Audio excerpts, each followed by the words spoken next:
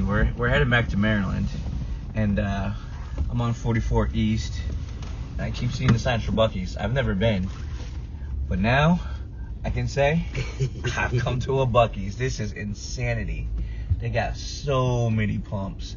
I'm gonna go inside as I gotta delete that out.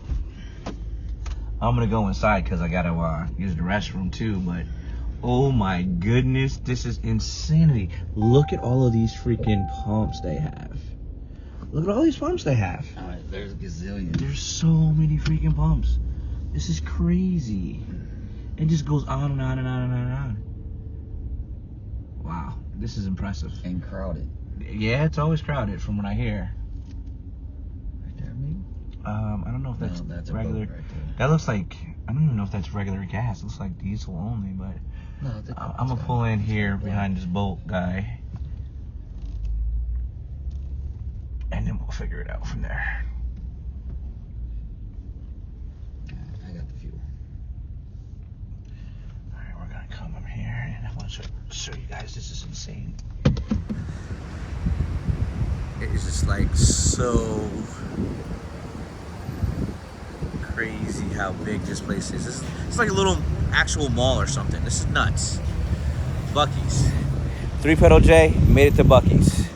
How cool is that? Oh yeah, and we completed Rocky Mountain Race Week. We finished 5th, averaged 9.4. It was pretty cool. We did a lot better this year than we did last year, but we had a lot more struggle this year as well. So take the good with the bad. Awesome event though. What's up, guys? 3-pedal J back in the garage. Post Rocky Mountain Race Week 25.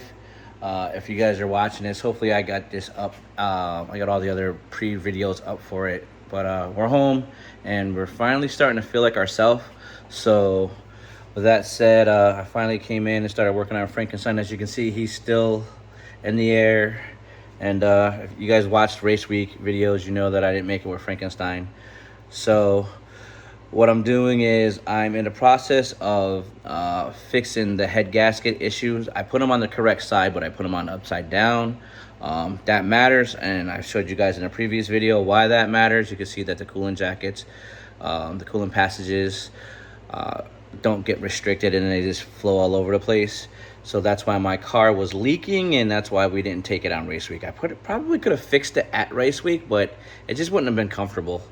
So just went with ModernRedHemi. You guys will see his videos. If not, go check out his videos. He did awesome. We finished 5th. And he ran a best in the heat, like 105 or something like that, of a 922 without any ice and air to water intercooler. So that's pretty impressive. I took the car down the track, went a 960. That was awesome.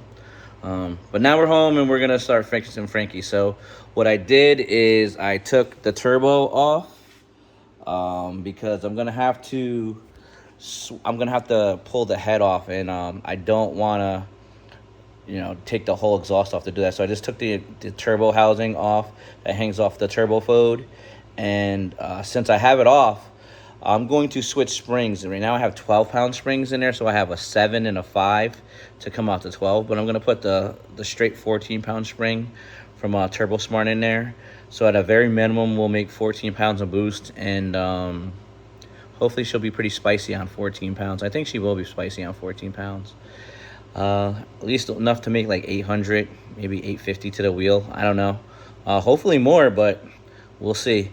So I've got the driver's side turbo off. I already did the passenger side, so I'll show you guys what that all entails. It's not too terribly difficult, but yeah, basically we gotta just take the V-band off the gate and then loosen up the gates and swap the springs. It's really easy. I use my vice press here so that I can, once I loosen up the gate, I can slowly release it and the springs don't fly all over the place and we don't have any issues.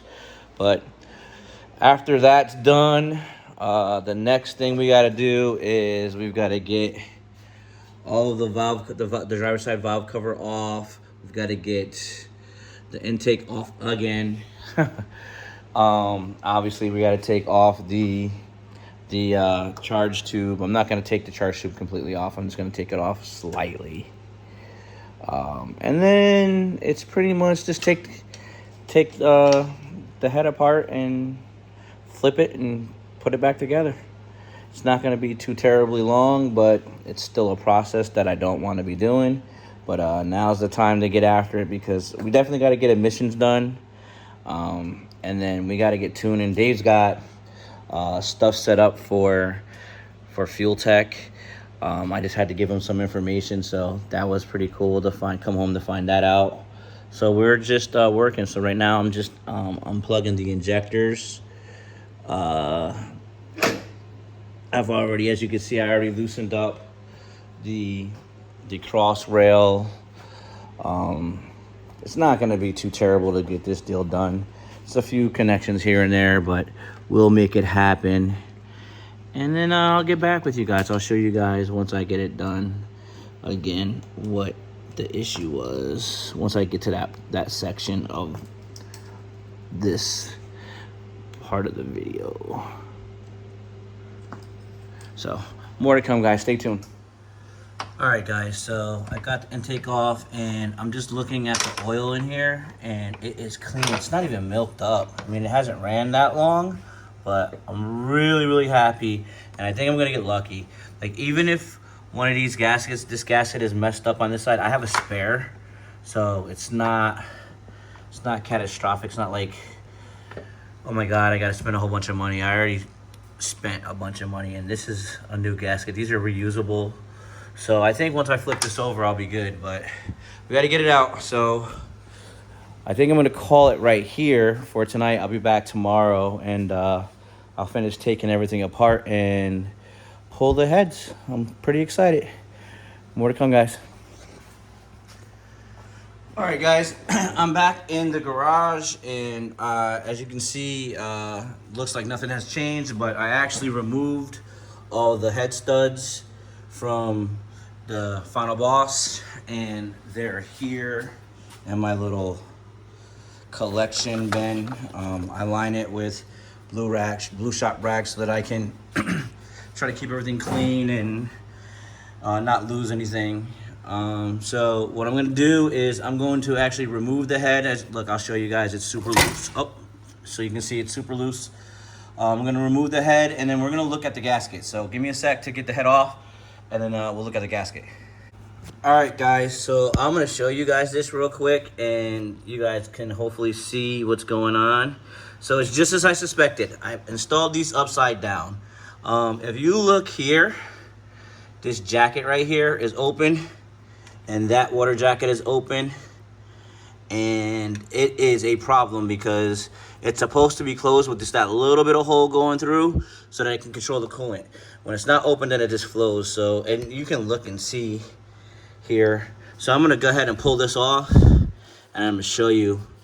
It is the correct side, and I know that because as soon as we flip this over, it'll cover up properly. So yeah, that's what stopped me from going to Rocky Mountain Race Week, putting the head gaskets on incorrectly on both sides. So it's a cheap fix. I could have probably done it at Rocky Mountain Race Week, but that just would have been a pain, and the car is untested. So look how smooth everything is. There's no carbon on here because the car hasn't ran for that long, like maybe 10 minutes. But yeah, that's what stopped us from going. So we're gonna get this situated. I'm gonna clean up this gasket, and then I'll flip it over and I'll show you the way it's supposed to look. But you guys probably get the gist. I'll clean up the head, swap it over, and in theory, we could probably put this thing back together and take it for a cruise. I'm not going to, but we could. All right, so stay tuned. So if you look, you see that L right there? So you know I had it on the right side, and then it says up right there. It says UP. Right there. Hopefully that shows on camera, but and if you look, when I had it like this way, which is the way it was, it doesn't show UP. It'll still fit because all the holes line up. It's just wrong. So that was the issue, guys. That's what stopped me from having an epic week in my own vehicle. It still was an epic week, and I had a lot of fun. I ran my first 9, and Shake and Bake, Don was awesome. He let me run it. I ran it at Thunder Valley, which is a bucket list track for me, so that was super cool. But I can't tell a lie. I was excited, I was elated, but there was just something missing. I would have loved to have done it in my car and Frankenstein and made the whole trip and did everything in my car. All right, guys, so we got everything cleaned up, and as you can see, the jacket is covered now, and it's just got that little hole right there for the water to pass through, and that stops the leaking. And as you can see, it says up right there, and in the back down here in the bottom, you got the L for left. So we got the head. This is a Cometic 5-layer multi-layer steel gasket, so it can be reused like 3 or 4 times. I've never reused them more than 2 or 3 times, but they say that Cometic says that it can be used 3 or 4 times, so I'm going to take Cometic's word for it. So the only thing I got left to do is just to blow out the holes for the head studs, set the head back on here, and go through the fun process of retorquing everything and put the turbo on, which I already swapped out the spring. As you can see, I've only got 1 light blue spring, and that's for the passenger side. That is a 14-pound spring. So I took out the green and the yellow, which are 7 and 5-pound springs. So yeah, we're gonna turn up Frankie when we go to get him tuned. All right, guys, it's Sunday, Father's Day, and I'm in the garage, and I got the valve train all situated. If you look, you can see the exhaust push rods are in the cups, properly seated. It's gonna be really hard to see the intake ones, but I'll try to see if I can get a good picture of the intake ones. They're also seated. You gotta kind of feel for those ones. But yeah, so this deal is basically back together. As you saw from yesterday, I just had to flip the head gasket. I wiped it down really good, cleaned it up with some Simple Green. It didn't need it, but I did it because I'm just anal. Flipped it over, installed it correctly, got the head on, got the head studs in, torqued them to 105 foot-pounds yesterday in sequence. And then this morning, I went out and got a helicoil because there's a thread on the back part of the driver's side head that needs to be repaired. So I'm gonna fix that. I just did the valve train, and we're basically back together, guys. Once I get the helicoil in here, I throw the intake on and just button everything up. It's really that simple. So I'm gonna end the video. We put a lot of effort into getting this thing back right, and I wanna make sure that when it comes out correctly, and we're not fighting little issues. So if I have to take things back apart and fix it, then that's what I'm gonna do to make sure that everything is good. After this, we're gonna go to emissions testing, and it should pass with no problems. It's a brand new engine. I'll just deal with the emissions fees that I have racked up, and we'll go from there. So I'm gonna end it here. That being said, 3PJ saying rev her up, dump the clutch, grab a gear, disappear. Peace.